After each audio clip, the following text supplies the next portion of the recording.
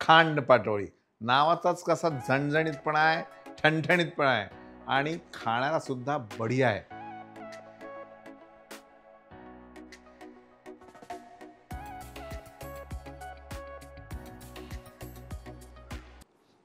नमस्कार, मास्टर रेसिपीजमध्ये तुमचं सगळ्यांचं मनापासून स्वागत.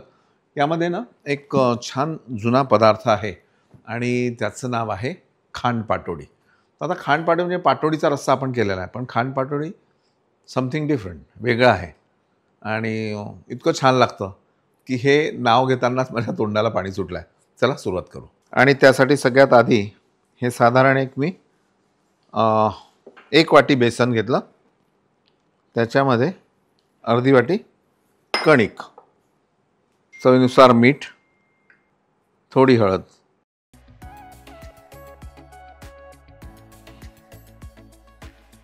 आणि याला व्यवस्थित भिजवू टाकू.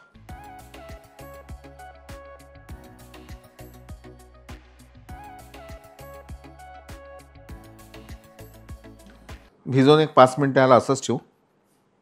ते पीठ भिजवलं आपण, त्याचे आपल्याला छान असे डोसे किंवा दिरडे असं काढायचं आहे आणि तोपर्यंत आपल्याला काय करायचं आहे, आपल्याला करायचं आहे त्याच्यामधला मसाला. आणि त्यासाठी तेल, यामध्ये लसूण,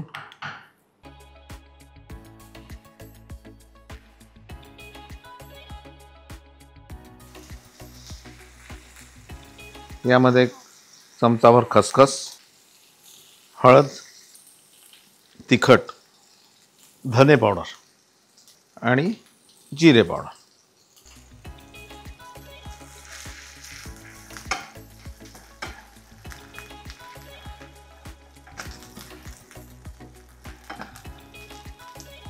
हे व्यवस्थित भाजल्यानंतर यामध्ये आपण घालू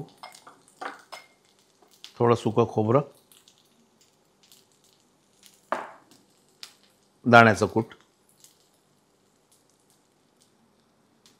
आणि बारीक चिरलेली कोथिंबीर. आता मी गॅस बंद केलेला आहे. कोथिंबीर जेवढी जास्त छान घालता येईल तेवढी घाला. थोडा लिंबाचा रस, क्या बात आहे.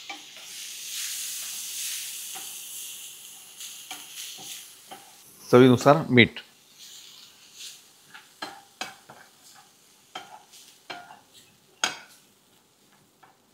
आता हा मसाला एका प्लेटमध्ये आपण काढून घेऊ.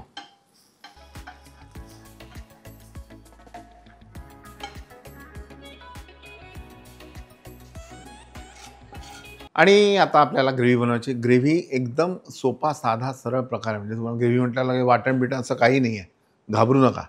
बघा, सगळ्यात पहिले पॅनमध्ये आपण तेल घालू.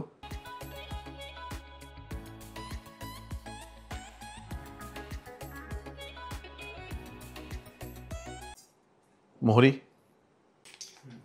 यामध्ये लसूण,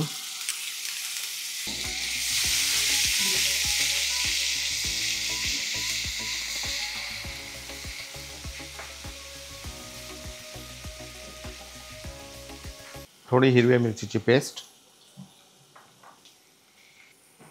हळद, तिखट, धने पावडर.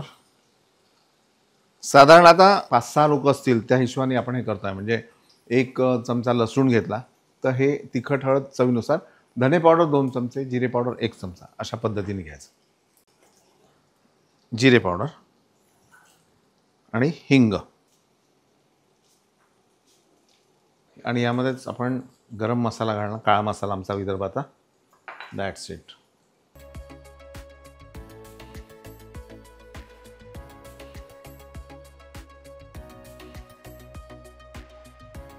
ह्याला छान भाजून घ्यायचं. तुम्ही पाहत असेल ह्याला छान तेल सुट्ट आहे.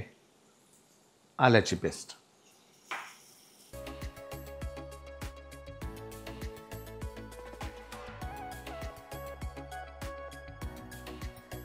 नंतर यामध्ये आपण पाणी घातलं. आणि आता ही ग्रेव्ही आपली घट्ट तर नाही आहे, मग काय करायचं, ज्वारीचं पीठ घ्यायचं आणि त्याची स्लरी करून यात घालायची.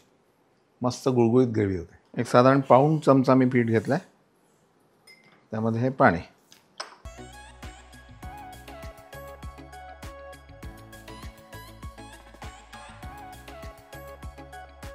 आता जसं ही स्लरी आपण करून घेतली, तर त्याच्याऐवजी तुम्ही एक काम करू शकता की फोडणी जेव्हा आपण दिली तर तेव्हाच अर्धा चमचा ज्वारीचं पीठ घातलं तर तोच इफेक्ट त्याच्यात जास्त खमंग होईल. 2 ऑप्शन्स आहेत.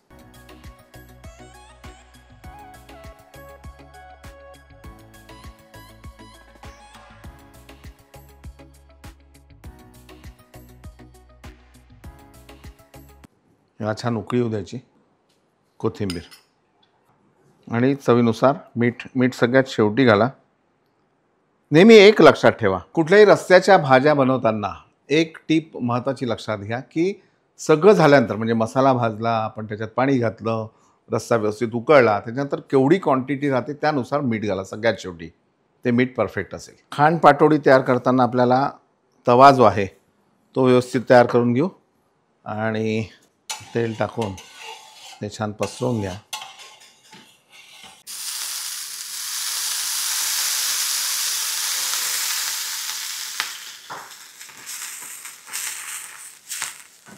थोडं पाणी टाकून हा तवा व्यवस्थित पुसून घ्यायचा. म्हणजे जसं धिरडं बनवतो तसं धिरडं आपल्याला बनवायचं आहे.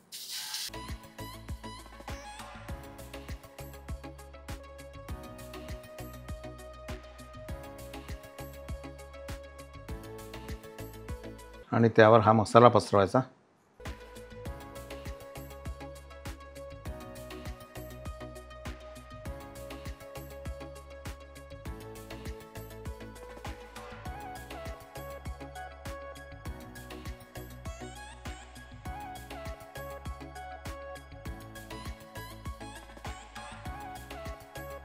आणि नंतर याला असं कट करून घ्यायचं.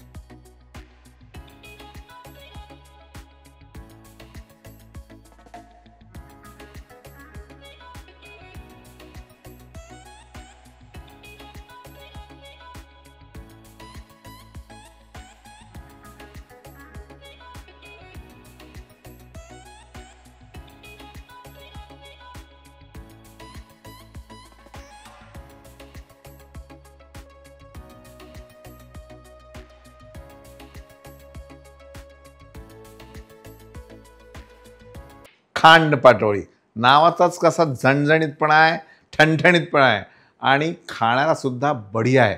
तर ही खांड पाटोळी नक्की तयार करा. केल्यानंतर तुम्ही भाकरीची खा, पोळीची खा. कांदा जोडीला घ्यायला विसरू नका. लिंबाची फोड एक ठेवा, ती पिळा, त्याच्याशिवाय मजा नाही. आणि खाताना बघा माझी आठवण येते का.